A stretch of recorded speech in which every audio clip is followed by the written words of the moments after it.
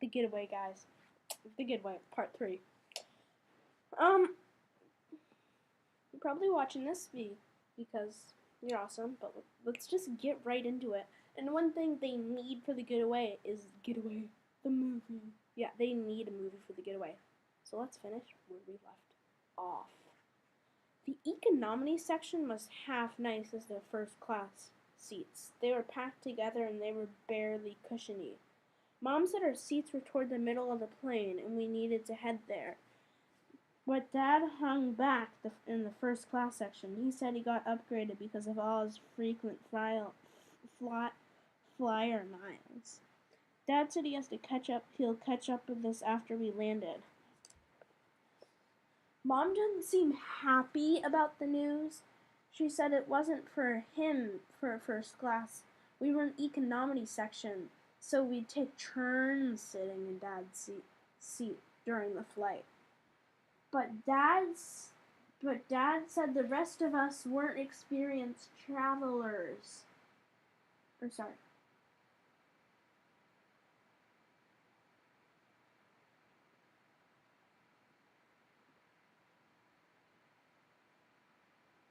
Right after we do that. But Dad said the rest of us weren't experienced travelers and we wouldn't even know how to act in first class.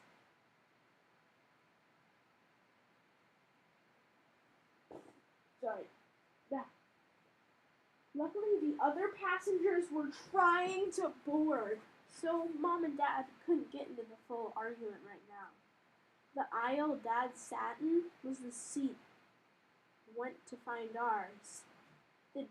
While Dad sat in the first class, we went to find ours. The rest of us were all in the same row. Mom and Roger told Manny to sit on one side of the aisle, and Dad to sit in the middle or other side. Roger tried to get me to switch with him so he didn't have to sit by Manny, but I was happy right where I was. So he's on his whole row. Didn't have to sit by Manny, but I was happy right where I was. I didn't have a whole lot of leg room, but the other area wasn't too bad.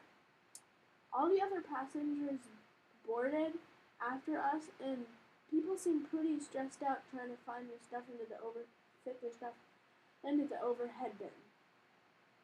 So I was glad they took my bag to the gate. Everyone put away their bags and sat down in their seats. The pilot made an announcement that the doors were closing and the seats to my right and left were empty. I couldn't believe my luck. As we took off, I was going to stretch across the 3 seats and have myself a good night's sleep. But right before the doors closed, one more couple aboard with 3 people aboard. I didn't think the people would have to be in my row because there's only 2 empty seats, but the baby sat in the mother's lap.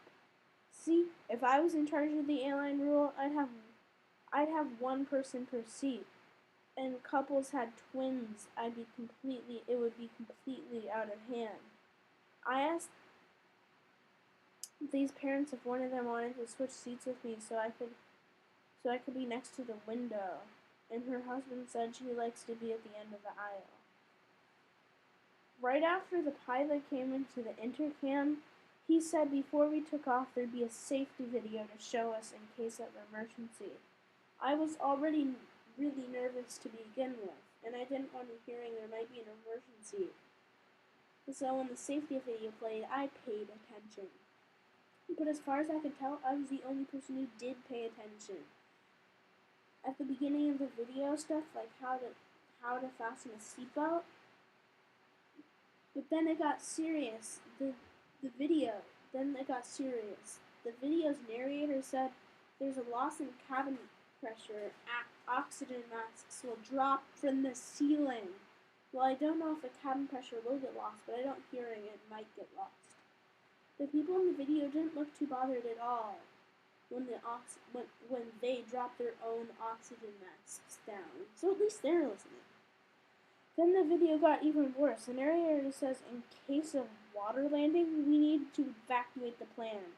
I really freaked out when the whole point of an airline was you're supposed to stay in the air.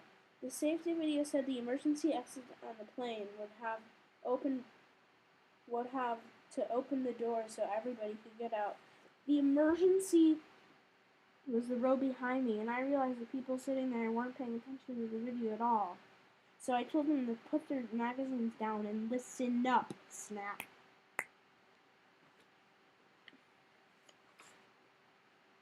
The flight attendant didn't seem bothered that no one was watching the safety video. I figured they probably had their own exits if there was any trouble, and I was just gonna follow them. The video showed a plane in the water and an inflatable side coming out and emergency exit, and they actually made it look fun. They made it so they're sliding down and everybody's having a great time going down the inflatable tube thingamabobber. Then the video said our seats were cushioned in double flotation devices and a whistle attached to it. Now I had no questions pressed to the button to get in my seat. What I wanted to know was if we landed in shark-infested waters. Would it really be a good idea to blow the whistle? Like basically infesting sharks over. He told that to the flight guy and he went like, I said no. Okay.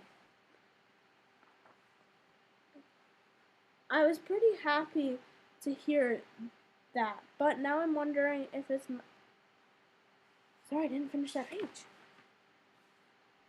The flight attendant said I didn't need to worry because all the seat cushions were coated with shark repellent, so they wouldn't have to come near us. Here we go. I was pretty happy to hear that, but now I'm wondering if they're pulling my leg. I don't really get the point of a whistle if there's anybody gonna hear them if you're in the middle of the ocean. And luckily, if you're enough to have a cruise ship pass by, those guys aren't stopping to pick you up.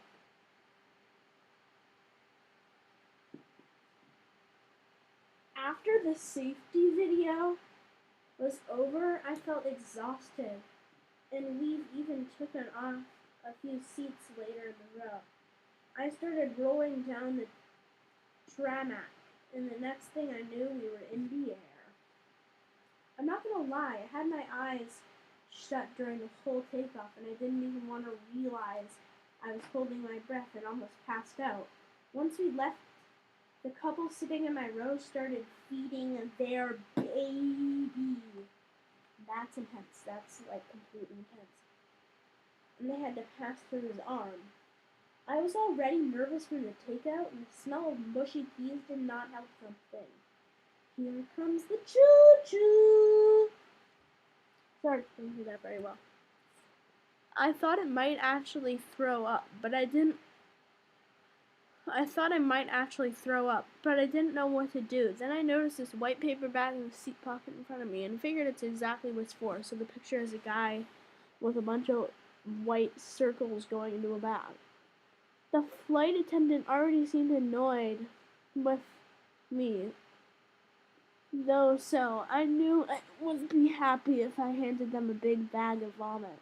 Here you go. Somehow I managed to get through the feeding without throwing up, but I wish I could Oh, he did throw up. But I wish I could say the lady cleaned it up and reached into the bag and gave the baby a couple of toys to play with. And the baby puked.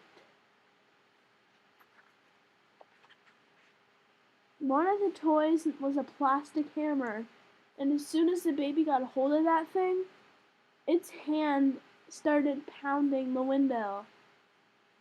I've heard that if a window breaks in the plane, everything inside gets soaked outside, and that doesn't seem like a good idea to me. A good way to go. So when the lady's head turned, I swiped the hammer from the baby and took it under my seat. Unfortunately, that seat made the baby take off, which means like crap. Set the baby off. It turns out nobody was crying The baby on the plane was everyone started shooting dirty looks. Luckily, the lady had a bottle in her bag and quieted the baby down for a while. I was getting kind of hungry myself. Pressed the button for the flight attendant, and he asked me what I needed. I said I needed to get fed. But he said meals were only for first-class passengers, and he gave me a bag of peanuts to hold me over, sorry. That's when I remembered the snacks I'd bought from before the plane, but then I remembered they were in my carry-on bag, which was stowed down below. I guess Mom must have been thinking about food too, because as soon as the pilot said we had reached our cruising altitude and we were free to move about the cabin, Mom unbuckled her seatbelt and went straight to first class, just in time for dinner.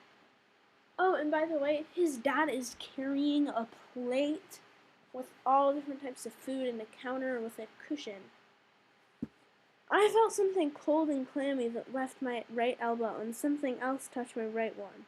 The guy behind me had taken off his shoes and socks and then feet through the spaces between the two seats.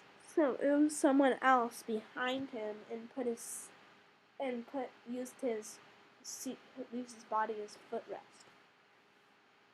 So I guess this guy decided it was okay to use my arm rests as foot rests.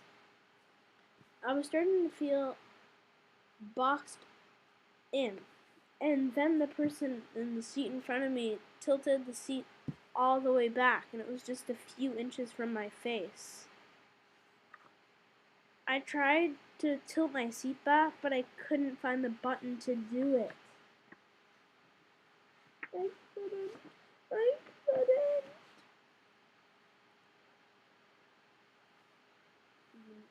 So I called the flight attendant and asked him where the button was, and he told me the seats in our row didn't have the back because to block the emergency row.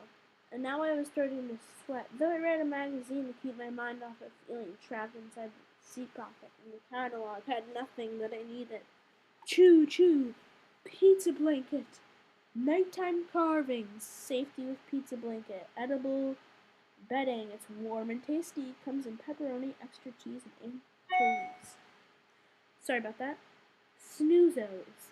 When you just can't sit through that morning, Snoozos makes you look wide awake, but you're not. Phone bubble. Protect your phone in rainy days with a clear plastic bubble. The people on either side of me were watching a movie, so I figured I'd turn it on too, like a comedy, but my headphones were in my bag and I didn't understand what was going on without them. Ha! Ha! Ha! Ha! I changed the channel to see what else was on to watch. One channel had little kids and a baby right next to me, and I was interested in that. What my screen had, changed it to something else, and the baby started bailing. Okay. Thank you very much for watching this part, and I'll see you in the next part.